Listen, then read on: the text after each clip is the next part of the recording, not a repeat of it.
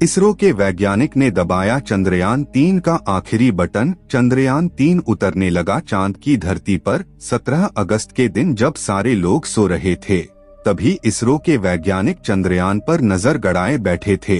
करीब आधी रात में दबा यह आखिरी बटन, जिसे देख भारत के खिलाफ षड्यंत्र रचने वाला चीन भी हुआ हैरान।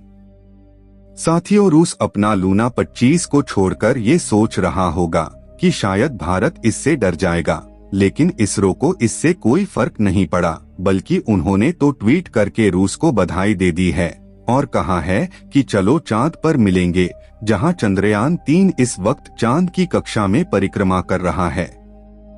और अब बड़ी खबर यह है कि 17 अगस्त के दिन भारतीय स्पेस एजेंसी ने हमारे इस बाहुबली स्पेसक्राफ्ट का आखिरी बटन दबा दिया है, जिससे चंद्रयान-3 से चांद की यात्रा में 2 बड़े बदलाव होंगे। दरअसल 5 अगस्त के दिन इसरो के वैज्ञानिक ने चंद्रयान-3 को चांद के गुरुत्वाकर्षण की ओर धकेल दिया था और उस दौरान चांद ने अपनी 164 किलोमीटर ईटू 18,072 किलोमीटर की अंडाकार कक्षा में पकड़ लिया था, जिसके बाद समय समय पर lunar owner better man wedding perform करके लगातार की कक्षा को घटाया जा रहा था।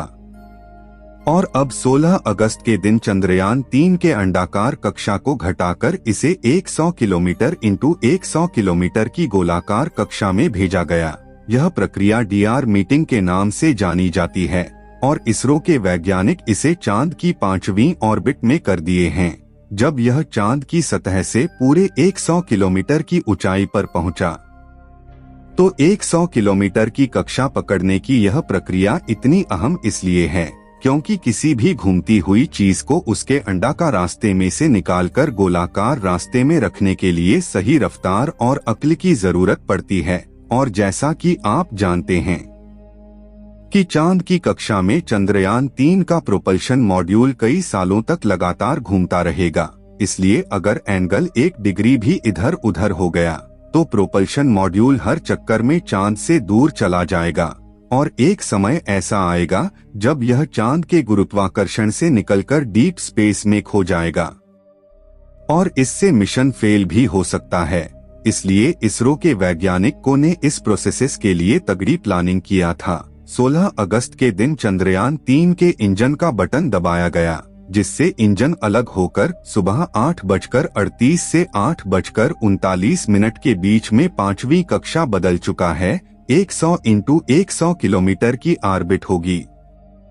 ध्यान देने वाली बात तो यह है कि इस प्रोसेस के सभी स्टेप पहले से ही चंद्रयान-3 के आर्टिफिशियल इंटेलिजेंस सॉफ्टवेयर में फिट कर दिए गए हैं। यानी अगर धरती से कोई चूक हो भी जाती है तो आर्टिफिशियल इंटेलिजेंस इसे अपने आप ही ठीक कर लेगा। दोस्तों, यह काम कितना मुश्किल है आप उसका अंदाजा इसी बात से लगा सकते हैं कि रूस का लूना 25 स्पेसक्राफ्ट 16 अगस्त के दिन चांद की कक्षा में पहुंच गया है।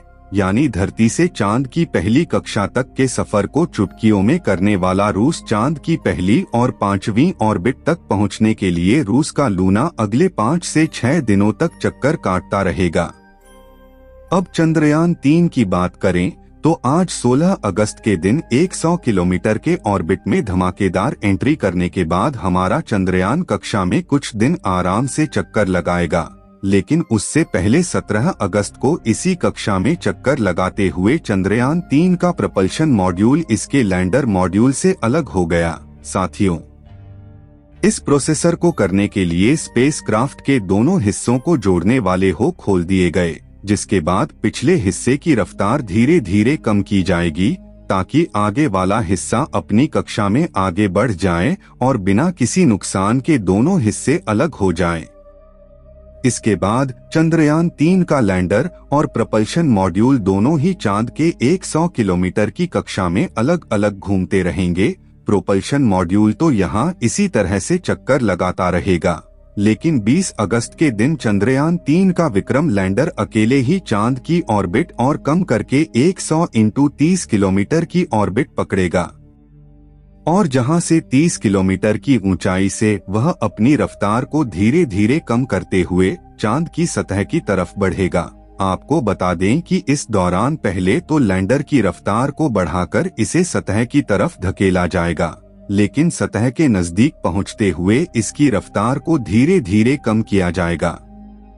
दोस्तों, लैंडिंग के दौरान चंद्रयान 3 के विक्रम लैंडर की रफ्तार कई 1000 किलोमीटर से घटाकर सिर्फ 7.2 किलोमीटर प्रति घंटा कर दी जाएगी, जो काम इसमें लगे लेजर एल्जीमीटर और लेजर डॉपलर की मदद से किया जाएगा, जिससे यह चांद की सतह को छूते ही रफ्तार से आने वाले प्रेशर की वजह से टूटकर बिखर न जाए और चांद की सतह पर सॉफ्ट लैंडिंग कर पाए। इस तरह से अपने सफर में आगे बढ़ते हुए 23 अगस्त के दिन शाम के करीब 5:47 पर चंद्रयान 3 का विक्रम लैंडर चांद की सतह पर कदम रखेगा, जिसके बाद यह अगले एक लूनर दिन यानी पृथ्वी के 14 दिनों तक चांद पर एक्सपेरिमेंट करेगा, जिसमें इसकी सहायता इसके अंदर मौजूद 26 किलो का रोबोट यानी प्रज्ञान रोवर करेगा। जहां विक्रम लैंडर चांद की सतह पर जांच करने के लिए नहीं गया है, बल्कि यह सिर्फ एक जगह खड़ा होकर अपना काम करेगा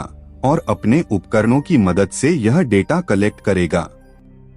जबकि दूर दराज के इलाकों में डेटा कलेक्ट करने के लिए इसके साथ चांद पर भेजे गए प्रज्ञान रोवर का इस्तेमाल किया जाएगा। दोस्तों, जैसा कि आप जानते हैं कि वैज्ञानिक डेटा के सिवाय कुछ दावा नहीं करते। ऐसे में इसरो के चीफ सोमनाथ ने चंद्रयान 3 को लेकर ऐसा दावा कर दिया है, जो सुनकर आपका सीना गर्व से चौड़ा हो जाएगा और भारत के दुश्मनों की टेंशन बढ़ जाएगी। दरअसल एक प्रेस कॉन्फ्रेंस में इसरो के प्रमुख सोमनाथ ने कहा कि अब चंद्रयान 3 को कोई नहीं रोक सकता और चंद्रयान 3 का विक्रम लैंडर किसी भी हाल में चांद की सतह पर सॉफ्ट लैंडिंग करेगा।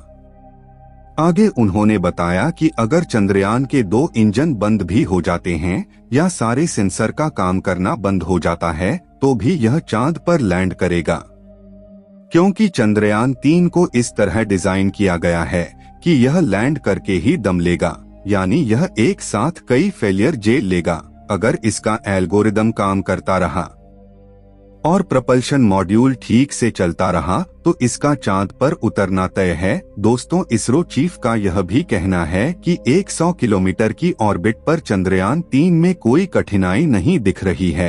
सिर्फ एक समस्या है, पृथ्वी से लैंडर की स्थिति का सही अनुमान लगाना। इसका सही माप लगाना बहुत महत्वपूर्ण है। ऐसा इसलिए क्योंकि उस वक्त विक्रम लैंडर पृथ्वी से काफी ज्यादा दूर होगा और इतनी दूरी पर उससे संपर्क बनाए रखकर रियल टाइम में ट्रैकिंग करना काफी मुश्किल होता है। दरअसल साउथ पोल चांद के डार्क साइड में आता है, जहां सिग्नल ब्रेक होना एक आम बात है और सिग्नल टूटने पर यान गड़बड़ा जाता है। साथ ही उसी वजह से पिछले मून मिशन यानी चंद्रयान 2 में चांद की सतह से 2.1 किलोमीटर की ऊंचाई पर इसरो के चंद्रयान 2 से संपर्क टूट गया था और वह चांद की सतह पर क्रैश लैंड कर गया था। हालांकि इस बार इसरो ने चंद्रयान 3 के लिए एक स्पोर्ट ब्रेन डिजाइन किया है, जहां विक्रम लैंडर के अंदर लगा आर्टिफिशियल इंटेलिजेंस दिमाग यानी सॉफ्टवेयर इतना ज्यादा पावरफुल है कि वह अपने आप ही इसके अंदर लगे सेंसर और चांद के चक्कर लगा रहे चंद्रयान 3 के ऑर्बिटर में मौजूद दिमाग को इस्तेमाल करके लैंडिंग के लिए निर्णय ले लेगा।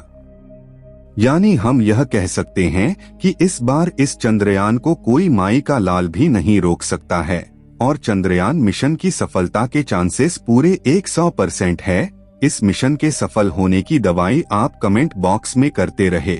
चलिए दोस्तों, इस वीडियो को यहीं पर खत्म करते हैं।